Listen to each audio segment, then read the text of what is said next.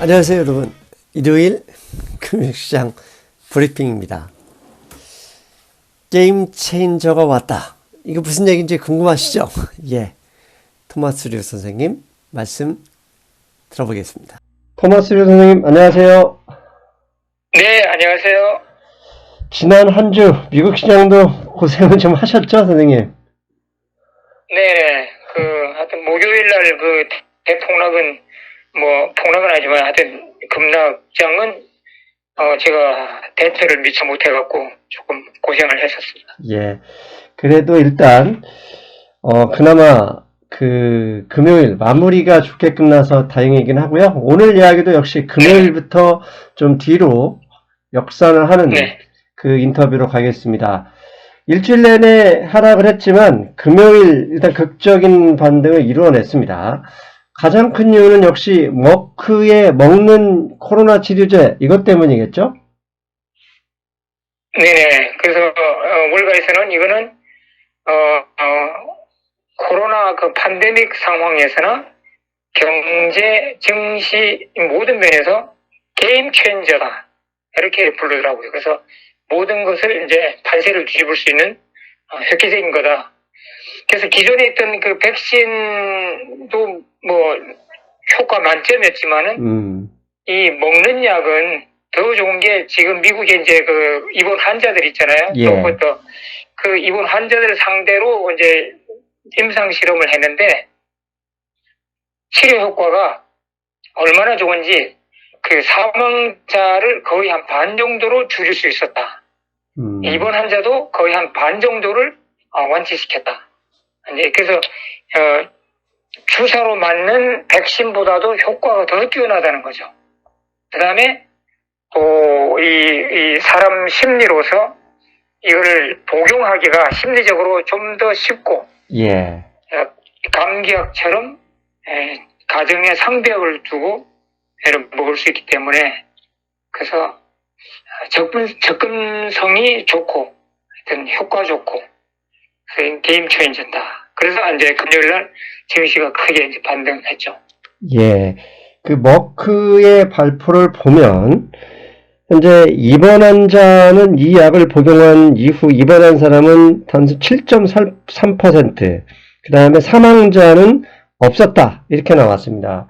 즉, 말씀하신 대로 사실 백신 개발이 게임 체인저일 줄 알았는데, 일단 백신을 맞는 사람들에 대한 거부감, 그 다음에 백신 맞은 사람들에 대한 돌파 감염, 여기에 이제 mRNA 백신 같은 경우는 콜드 체인, 즉 냉동 보관에 대한 이 인플라가 필요했었는데 치료제가 나온다 그러면 선생님 말씀하신 대로 일단 보관, 운반, 먹는 거부감에서 완전히 자유로워질 수 있거든요. 우리가 쉽게 비타민제나 소화제 먹는 식으로 간단하게 할 수 있기 때문에 이게 백신하고는 또 다른 완전한 게임 체인저로 분석하는 게 당연한 분석 같은 생각이 듭니다.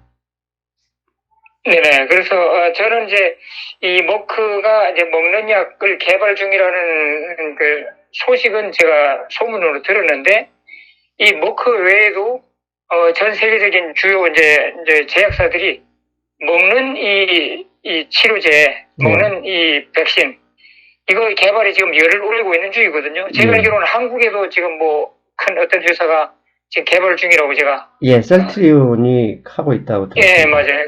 예. 그래서 이 머크가 이제 임상 실험을 이제 좋게 발표했기 때문에 다른 제약 회사들도 그 개발에 더 속도를 더 낼 수 있고 여러 회사에서 이게 양산 체제로 간다 그러면은 진짜 코로나 이거는 진짜 감기 수준으로 전락할 수 있다. 그렇게 보죠. 근데 금요일에 증시를 강하게 밀어붙인 거는 머크의 먹는 코로나 약 이것이 이제 큰 호재였고 또 하나의 호재가 있어요. 어떤 것이었죠? 금요일 아침에 경제 지표들이 여러 개가 발표되는데 전부 다 예상보다 좋게 나왔어요. ISM 매니팩처링도 예. 있고 소매 판매도 있고 소비자 심리도 있고 하여튼 그 목요일 날 또 저녁에는 그 GDP 2분기 파이널 그도 약간 이제 좀 좋게 나왔고 그래서 경제 지표들이 모두가 지금 우리가 지금 증시도 하락하고 예, 우리가 이제 심리도 이제 공포스러운 분위기에 빠져들었던 거는 그 코로나 그 델타 바이러스 그 확산으로 인해 갖고 소비자 심리가 꽁꽁 얼어붙어 갖고 모든 지표들이 지금 안 좋게 나와 있었잖아요. 예.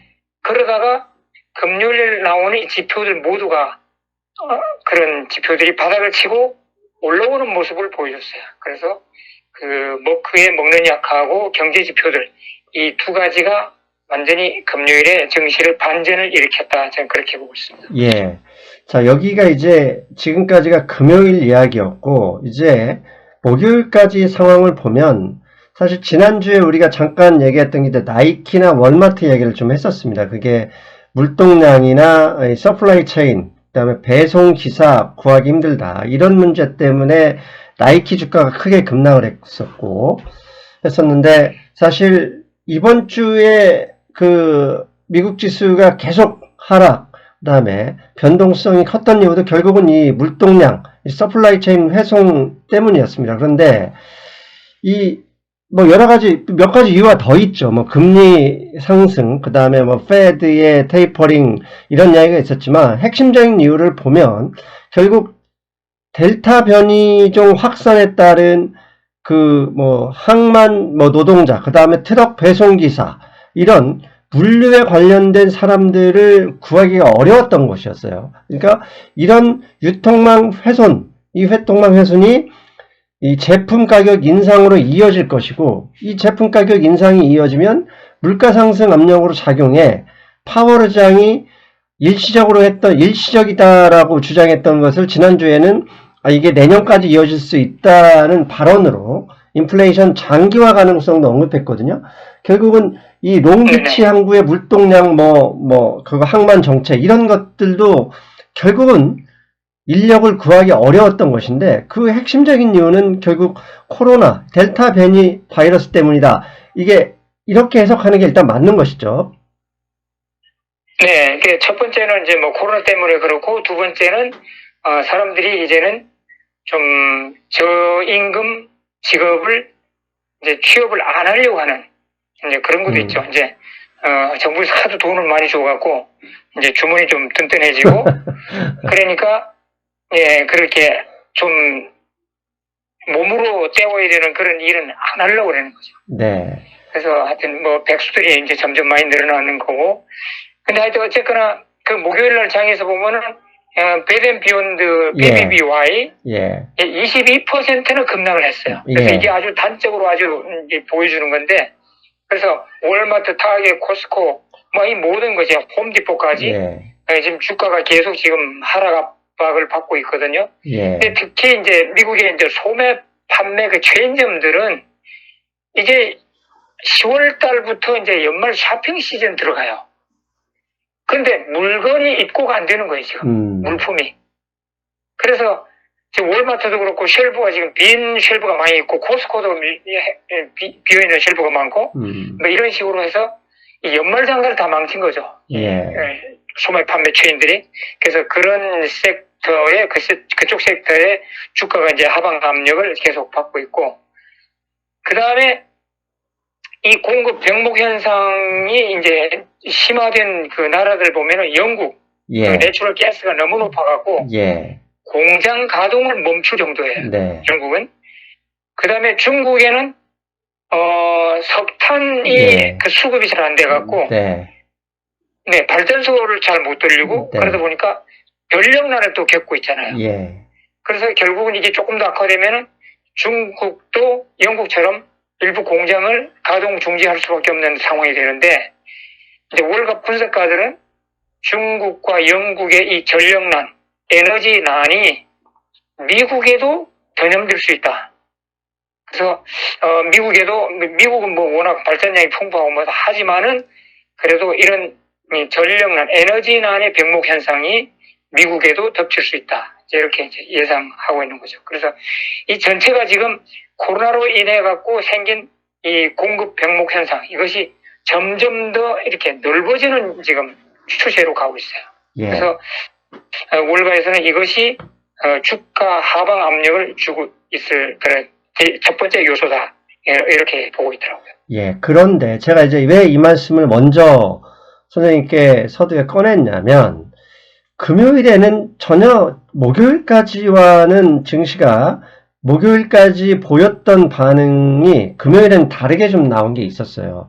즉 머크의 먹는 코로나 치료제 발표와 함께 발표 후에 잠시 후부터 어제 많이 하락했던 베드베스 비욘드, 콜갭 뭐 이런 홈디포 이런 소매 업체들 뿐만 아니라 앞서서 우리가 여러 번 그 몇 달 동안 말씀드렸던 다우지수 그 운송지수 있지 않습니까?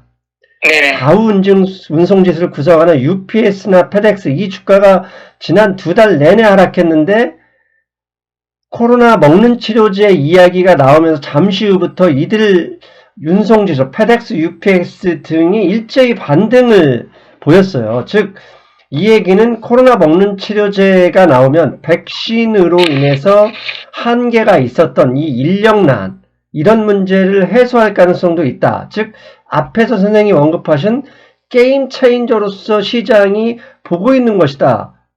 UPS나 페덱스, 다우 운송지수만 보면 그렇게 볼 수 있지 않을까 싶어서 제가 앞에 말씀드린 거거든요. 네, 예, 맞습니다. 제가 서두에 말씀드렸지만은 이것이 코로나의 그 게임 체인저뿐만 아니고 경제, 정치에도 이 게임 체인저 역할을 할 수 있다 그러는데, 금요일 날 그 증시 상승에서 보면은 아주 분명하게 그런 변화가 좀 읽혀지죠. 그러나 월마트나 뭐 타겟, 코스코 같은 거는 이미 이 연말 그 쇼핑 시즌을 위한 물품이 지금 반응 안 됐기 때문에 네. 이것은 지금 단기적으로 어떻게 해소가 안 되거든요. 예. 그래서 그런 주식들은 상승을 해도 약간만 상승하고 많이 못 따라갔어요. 그래서 그런 병목 현상에 지금 맞이하고 있는 그런 주식들 중에서도 좀 선별적으로 장기적으로 상승 모멘텀을 가질 수 있는 그 주식들은 많이 올랐는데 단기적으로 어쩔 수 없는 대책이 없는 주식들은 많이 못 올라갔다. 저는 그렇게 보이고 있습니다. 최근에 보면 이제 그 미국의 장난감 회사니 이런 회사들도 보면 선생님 말씀하신 것처럼 물건을 못 구해서 연말 선물 시즌에 해야 되는데 못 구해서 주가가 계속 떨어지는데 그들 업체들의 오늘 새벽에 나온 주사들을 보면 결국은 연말 시즌에 못하면 내년 초에 어린이들한테 선물하듯이 이런 소매업체들한테 이 블랙 프라이데이니 연말 쇼핑 시즌에 못했다면 연초로 넘어갈 수 있기 때문에 이미 주가가 급상승하기는 어렵다 하더라도 연초에 시장이 다시 돌아갈 수 있는 이런 업체들의 상승 가능성도 주목해야 된다. 이런 분석을 하고 있더라고요. 네네. 네, 맞습니다. 네. 알겠습니다. 그리고 또 이제 금요일날 제가 또 주목하게 본 게 채권금리입니다. 사실 지난주 증시를 계속 흔들었던 이유 중에 하나도 너무나 빠른 속도의 그 채권금리 상승이었지 않습니까?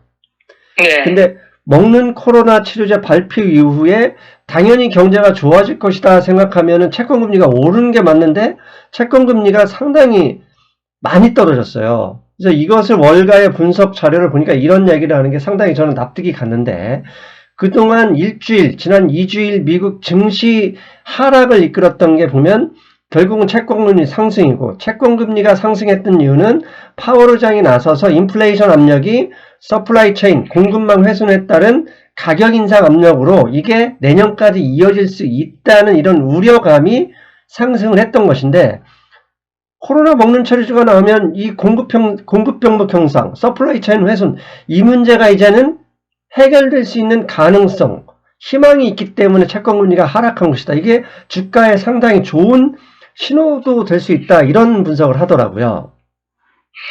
네, 맞습니다. 그것도 이제 중요한 요소고 또 한 가지는 그 목요일 아침 그 경제 지표 중에 PCE라고 있어요. 예, 개인 소비자 물가 지수. 예. 그것이 예상했던 것이 이제 만투에 그 0.4% 이제 상승으로 이제 예상을 했는데 실제 나온 것도 0.4%예요. 그래서 더 많이 상승하지 않았다.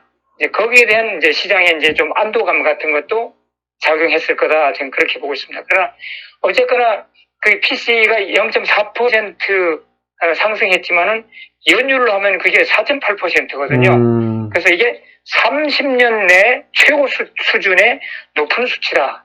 그래서 국채금리가 금요일 하루 잠시 하락은 했지만은 이거 위험 요소로서 상존을 하고 있다. 저는 그렇게 보고 있습니다. 아, 그 얘기는 즉 PC가 개인 소비 지출인데 그게 늘어난 걸 볼 때 향후에 물가 상승 압력이 작용될 수 있다. 이렇게 보시는 거라고 말씀하시는 거죠?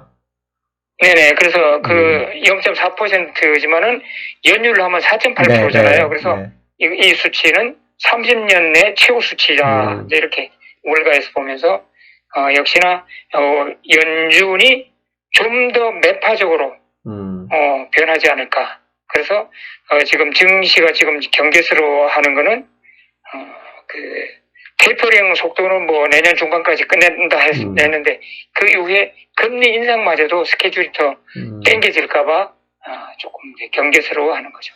사실 그러니까 채권금리 상승은 어떻게 보면 막을 수 없는 거잖아요. 결국은 누구나 다 경제가 이제 정상화되면 채권금리 상승 올라갈 것이다 라고 누구나 예상하고 있지만 시장이 경계하고 있는 것은 일주일 동안 거의 1%, 0.12% 이상 오르는 빠른 속도의 상승이잖아요.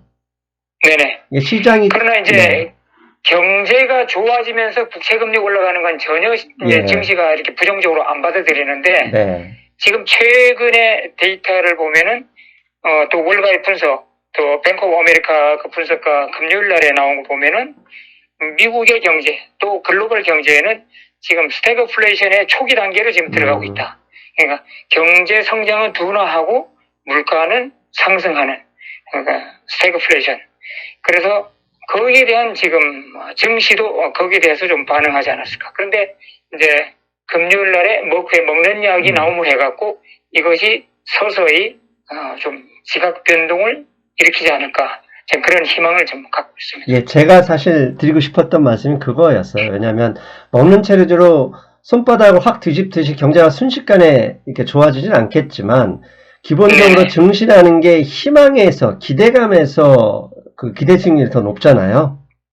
네네. 그러니까 코로나 이 먹는 치료제로 인해서 지금까지 뭐 아까 말씀드린 공급망 훼손, 서플라이 체인 훼손 등등 이런 문제로 인해서 악화되고 있던 이 미국 경제의 이 소비 패턴 이런 것들, 그 다음에 이런 그 훼손에 의해서 가격 상승 압력이 미국 경제에 좀 부담을 주고 있었는데 그 가격 상승에 대한 압력의 기본 핵심 요인이 이제 정리될 수 있다. 이 희망 때문에 증시가 이제 그동안 지난 일주일 내내 악재에서 벗어날 수 있는 가능성이 있지 않느냐. 저는 이제 그 말씀을 드리고 싶었던 거거든요.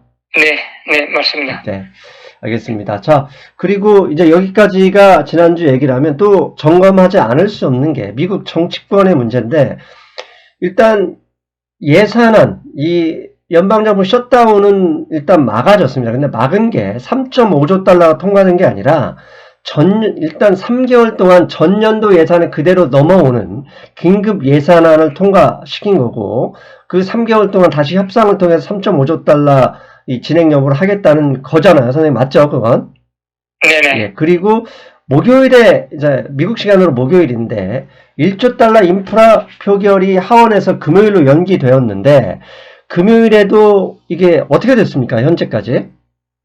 금요일에도 또 투표를 못했어요. 그 민주당 안에 그 반대파들의 그 설득을 못해갖고 그래서 바이든 대통령은 그러면은 인프라 플랜은 뭐 서두르지 않겠다.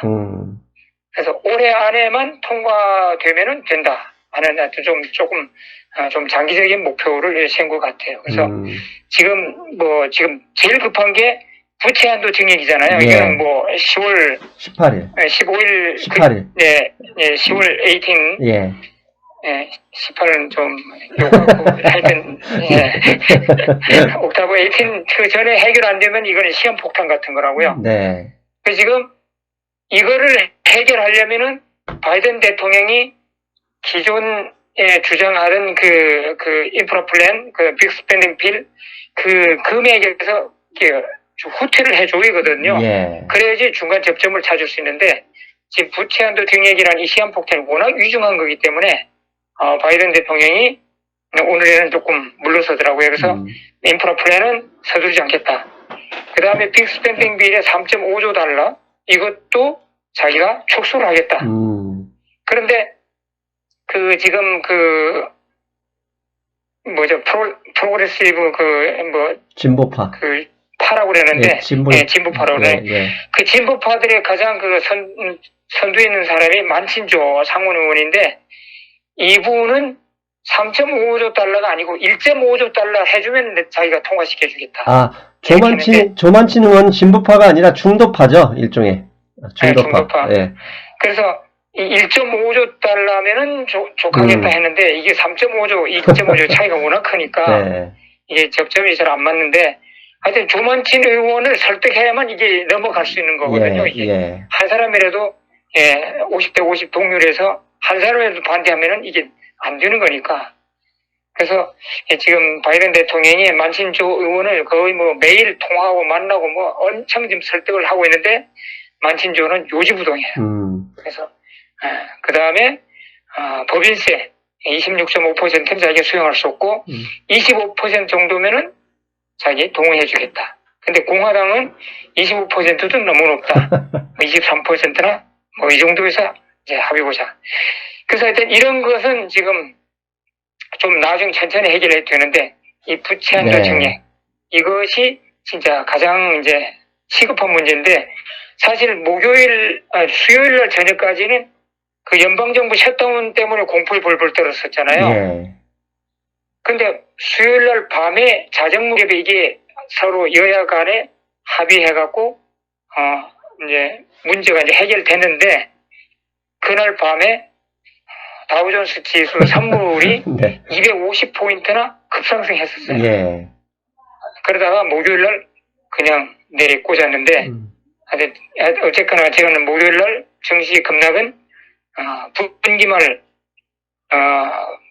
또 뮤추얼 펀드들의 회계연도 마감일이었거든요. 그래서 폭포 리밸런싱이 있었다. 이제 그런 걸로 간주하는데, 이 부채 한도 증액이 해결 안 되면은 목요일 날 급락보다도 더 큰 급락이 올 수 있습니다. 그래서 지금 경제 증시의 밑바닥에서 게임 체인저 역할이 조금 반영되리라고 하는 희망은 있지만은, 부채 한도 증액, 이거는 진짜 무서운 지금 악재로 지금 한 발 한 발 다가오고 있습니다. 시청자 여러분들께 이해를 좀 쉽게 하시는데 도움을 드리기 위해서 미국 정치 상황을 간단히 정리하면, 일단 1조 인프라 투자는 양당이 합의했으면서도 왜 하원에서 민주당이 그냥 통과만 시키면 되는데 왜 민주당이 표결을 못했냐면, 민주당의 좌파입니다. 그러니까 샌더스 의원과 엘리자베스 워런, 이런 의원들의 좌파 핵심파들인데,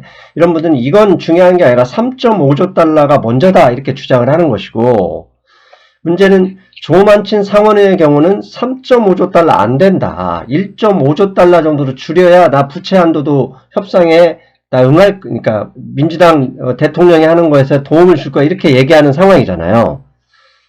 근데 공화당은 조만친 의원하고 비슷한 거예요. 부채 1조 인프라는 상관없어. 그래 우리가 했으니까 가자 하지만 3.5조 달러 예산안을 원한다면 부채 한도는 우리는 절대 그냥 넘어갈 수 없다. 이런 상황이기 때문에 어떻게 보면 부채 한도 문제와 3.5조 달러 예산이 조만친 의원이 지금 공화당 편에 서 있는 거죠. 네네, 그렇죠. 그런데 이제 부채 한도 문제가 뭐냐면 10월 18일까지는 미국 재무부의 현금이 있기 때문에 채권을 발행한 이자 등을 지급할 수 있다는 얘기입니다. 하지만 18일 이후에는 현금이 없기 때문에 채권 이자, 채권 만기가 와도 돈이 없다는 거예요. 그러니까 한마디로 나 돈 없어 배째쇼, 그러니까 부도가 나는 거죠. 지난 2011년에도 부도 거의 직전에 갔었을 때 S&P 500이 한 달 동안 약 20% 빠졌고, 다우지수 기준으로는 그 핵심 일주일 동안만 마이너스 6.8%가 하락을 했었습니다. 왜? 채권 이자를 못 내면 당장에 금융기관들이 가지고 있는 미국 국채가 부실화되면서 그 쓰레기로 기일경과 일종의 난퍼포먼스 론으로 변경해야 되기 때문에 이 금융기관 이 흑폭풍이 어마어마할 수밖에 없거든요. 그래서 현재 선생님이 말씀하신 대로 사실 연방정부 셧다운은 결국 그냥 월급 안 주고 그냥 넘어가면 되는데 네네. 이 부채 한도가 10월 18일 이후에도 아무 문제가 없다 그러면 미국 국채를 가지고 있는 한국은행, 즉 한국의 중앙은행, 전 세계 중앙은행들의 이 가치도 제로가 되어버리기 때문에 이게 상당한 파급력이 있습니다. 그래서 향후 바이든 대통령도 부채 한도 문제를 해결하기 위해서 예산안까지 양보할 수밖에 없는 그런 상황에 가고 있기 때문에 10월 18일 근처로 이 문제가 해결되지 않고 계속 가면 주가는 하방 압력을 받을 수밖에 없다. 이렇게 보는 게 맞을 겁니다. 네, 그런데 이제 중요한 거는 그러면은 10월 18일까지는 안전하고 19일부터 위험하냐? 저는 그렇게 생각 안 해요. 네.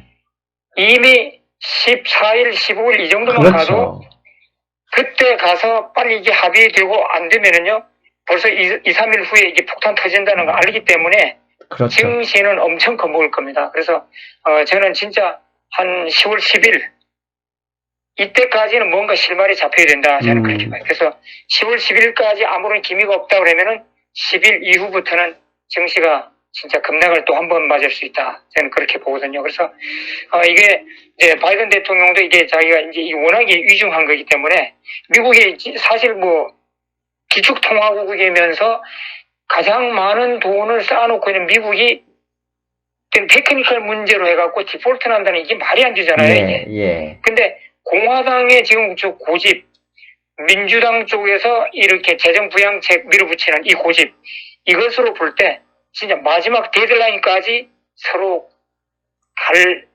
가능성이 상당히 큽니다. 이게 그래서 저는 증시는 정치인들이 움직이지 않으면 증시는 직접 실력 행사를 하곤 합니다. 그게 뭐냐면 한 이틀 정도 폭락시켜버리면 정치인들이 무서워서 손잡게 되는 거잖아요, 원래. 네네, 사실 그렇죠. 우리가 걱정하는 게 그거지 않습니까? 미리 이게 네. 합의 가능성이 없이 서로 완전히 등을 돌린 상태로 가버리면 증시가 정치인들의 협상 압력을 높이기 위해서 하락으로 작용할 가능성이 아주 큰 거잖아요. 네. 그거 이제 반대로 말씀드리면은 그 연방정부의 그 임시적인 펀딩 그 문제가 마지막 순간에 해결된 것처럼 이 부채한도 정략도 마지막 날, 마지막 시간에 해결하겠지와 하는 증시 투자자들이 낙관적으로 보고 있단 말이에요. 예. 그래서 만일 증시가 안 내려가면은 그 여야 지도부들도 위기감을 안 갖는 거죠. 그래서 진짜 마지막 벼랑 끝까지 이제 갈 수도 있는 거죠. 그래서,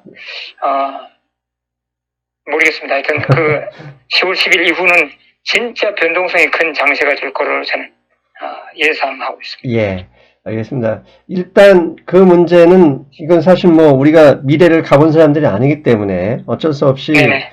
뭐 해결될 수도 있고 안 될 수도 있지만 원래 정치인들이 어떤 사람들입니까? 명분 싸움을 하는 사람들이고 결국 반대했던 것을 특별한 명분 없이 돌아서기는 힘듭니다.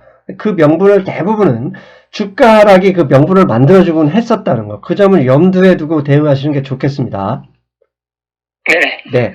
그리고 이제 일주일 10월 13일이면 이제 3분기 어닝 시즌이 시작을 하는데 지금 어닝 시즌에 앞서서 이제 이 가이던스, 마이크론 테크놀리도 그렇고 엊그제 배드번스 비욘스도 마찬가지고 가이던스를 계속 하향하면서 지수 하락을 어떻게 보면 부추겼는데 자, 지금 현재 S&P 500 인덱스만 보면 51선 밑으로 떨어졌고 이게 201선까지 떨어질 경우에는 4134포인트까지 떨어질 수도 있다 이런 분석이 있었는데 먹는 코로나 치료제 이 게임 체인저로 작용을 한다면 거기까지는 하락하지 않을 수도 있다 이런 분석이 있던데 선생님이 보시기엔 어떻습니까?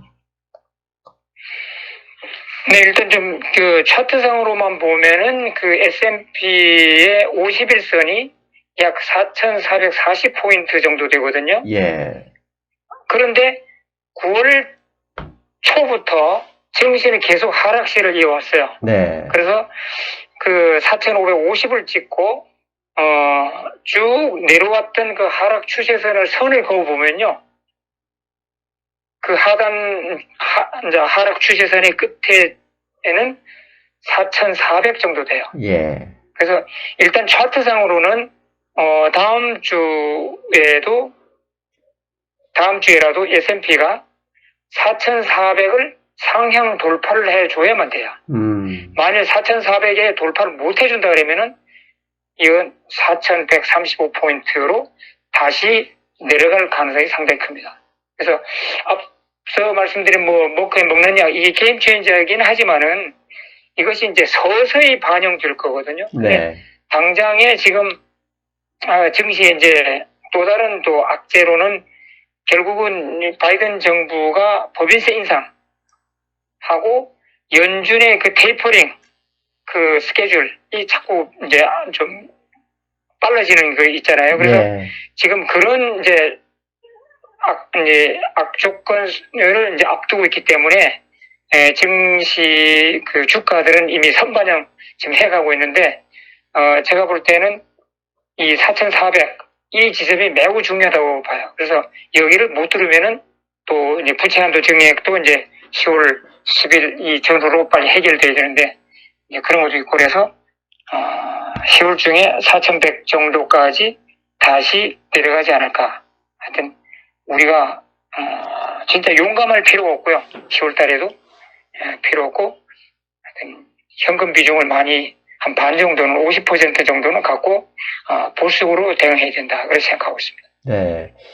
그리고 금요일 날 갑자기 비트코인이 급등을 했던데 혹시 무슨 이유 때문에 급등한지 알고 계십니까? 파월 의장이 이제 국회 그 청문회인가요? 히어링이라고 그러죠. 영어로는. 예. 히어링에서 그 질의응답 속에서 뭐랬냐면은 우리 연준은 그 암호화폐를 금지할 만한 어떤 플랜은 안 갖고 있다. 이제 이렇게 발언했어요. 그래서 제가 볼 때는 그게 이제 기폭적을 해갖고 급상승하지 않았을까. 제가 그렇게 보는데 이것도 역시 그 비트코인이 가상화폐 시장도 증시의 위험 그 자산 안전자산 그 사이에서 이제 서로 이제 많이 이제 영향을 받고 있거든요. 예. 그래서 비트코인이 상승했다는 것은 이제 위험 자산의 상승 가능성을 상당히 높여주고 있다. 저는 그렇게 또 보고 있습니다. 결국 우연의 일치인지는 모르겠지만 코로나 먹는 치료제 이야기가 나오고 증시가 반등하는 상황에서 비트코인도 약 10% 가까이 급등을 하다 보니 위험자산에 지난 일주일 내내 위험자산에 어떻게 보면 부담을 가지고 있던 증시 주변 여건이 좋아졌다.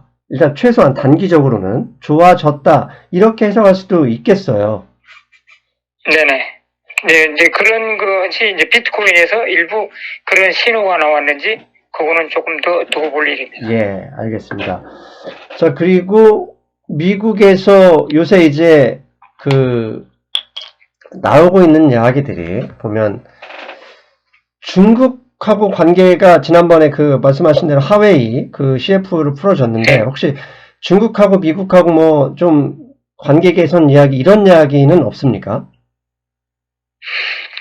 좀 더 진전된 이야기는 아직 없어요. 근데 바이든 대통령이 조금 전에보다는 조금 더 유화적인 제스처를 쓰는 것은 좀 눈에 띄고 있습니다. 예, 알겠습니다. 자, 마지막으로 선생님, 다음 주에는 일단 미국의 9월 고용지표 발표가 있습니다. 그래서 시장이 고용지표가 좋아지느냐, 나빠지느냐, 이것도 10월 달에 FOMC가 또 월말에 있기 때문에 중요한 포인트가 될 텐데, 다음 주 시장 예상과 대응, 선생님, 조언 부탁드리겠습니다. 네, 금요일날 증시가 급등했는데도 불구하고 나스닥 기술주, 특히 거기서 반도체 섹터는 아주 약한 모습을 보였거든요. 예, 맞습니다. 거기에 반해서 머크에 먹는 약, 이 영향으로 인해서 소위 말해서 집밥 주식, 예. 오일, 뱅크, 여행 관리주, 호텔, 카지노, 항공, 뭐, 호텔, 예, 카지노, 예. 크루즈, 전부 급등을 했어요. 항공주도 5% 그러니까 이상 올랐죠. 네네. 네. 그래서 제가 볼 때는 이 머크에 먹는 약, 이 여파가 이 증시의 섹터들에게도 지대한 영향을 미치는데, 이 집합 주식의 강세, 이거는 당분간 더 갈 듯하고, 이 나스닥의 그 현재 그 나스닥이 우리가 나스닥 헌드레스에 그걸 NDX라고 그러거든요. 예. 그 NDX를 차트상으로 보면은 14,500 정도? 그 정도의 이제 강력한 지지선이 보여요. 근데 현재 금요일 날에 14,800 정도로 끝났었죠. 그것도 금요일 날 아침에는 되게 장이 불안했어요. 예, 맞습니다. 그래서 네, 나스닥 지수가 14,550까지 떨어졌다가 이제 800으로 올라가는데, 그래서 14,550이 그게 거의 바닥을 찍고 올라갔는지 아니면은 진짜 14,500을 다시 확인하러 다시 내려올지, 그거는 이제 제가 확실히 모르겠지만은 어쨌거나 지금 나스닥 기술주들은 상당히 약한 모습이에요. 그래서 우리 투자자들도 나스닥 기술주 여기보다도 집합 주식 이쪽으로 좀 더 포포를 비중을 크게 가져가는 것이 유리하다, 저는 이렇게 말씀드리고 싶습니다. 그러니까 집합 주식, 그러면 쉽게 얘기하면 리오프닝 주식이죠. 네네. 네. 그 탐리 씨가 늘 말하는 예. 에피센터, 예. 가장 폭격을 많이 크게 맞았던 주식들. 그리고 지난주 사실 뭐 나스닥 지수도 많이 내렸는데, 나스닥 지수 하락에도 불구하고 물론 이제 금요일에는 내리긴 했지만 일주일 내내 올랐던 주식이 넷플릭스입니다. 넷플릭스가 한국의 컨텐츠 오징어 게임의 그 영향을 받아서 3분기에 약 350만 명, 지난 2분기에는 150만 명 정도밖에 늘어나지 않았는데 350만 명의 가입자 증대 효과가 나올 것이다, 이런 예상을 하면서 계속 올랐는데, 혹시 선생님 오징어 게임 보셨습니까? 네, 그 오징어 게임을 유튜브로 네. 좀 그 뭐 요약한 거, 네. 그거 이제 뭐 30분짜리 그거 하나 봤어요. 봤는데 뭐 조금 좀 섬뜩한 면도 있고 이 세상에 대해서 예.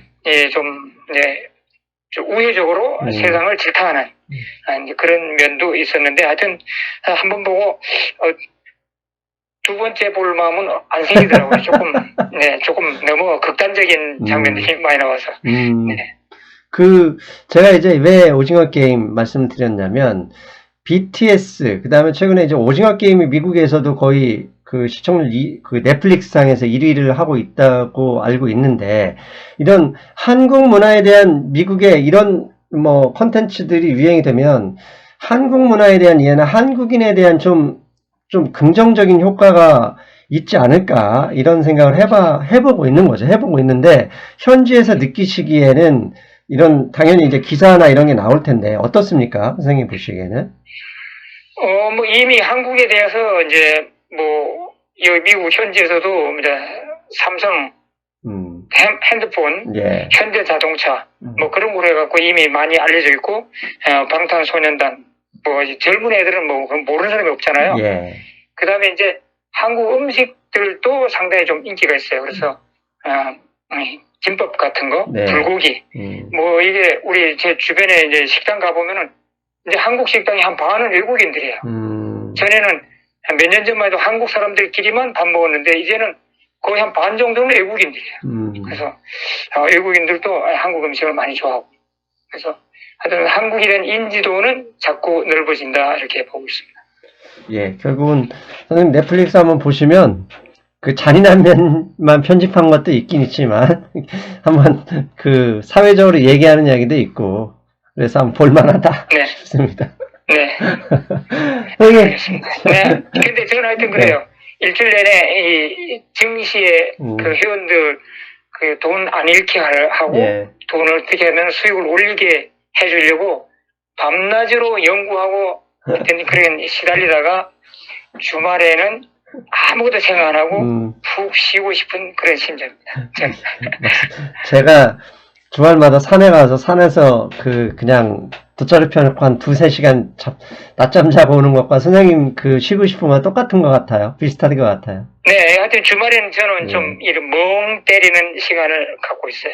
네. 그래서 머릿속에 지난 일주일의 데이터는 다 이제 흘러버리고, 이제 새로운 주에 새로운 데이터를 맞이하기 위해서 머리를 이제 비우는 시간. 예. 알겠습니다. 선생님. 자, 일단 오늘 제가 벌써 40분이 됐으니까 선생님 멍 때릴 수 있도록 놓아드리겠습니다. 네네. 감사합니다. 예. 오늘도 고생하셨고요. 저희는 다음 주에 뵙겠습니다, 네. 선생님. 네, 수고하셨습니다. 안녕히 계세요. 잘 들으셨죠? 아시는 분들은 아실 겁니다. 제가 오늘 영상을 늦게 찍어서 밖에서 와인 한잔 마시고 알딸딸하게 찍었습니다. 하지만 내용은 아침 일찍 했기 때문에 별 다른 점이 없죠. 결국 좋아질 것이다. 이게 결론입니다. 여러분, 저는 다음 주에 뵙겠습니다. 여러분, 안녕. 안녕.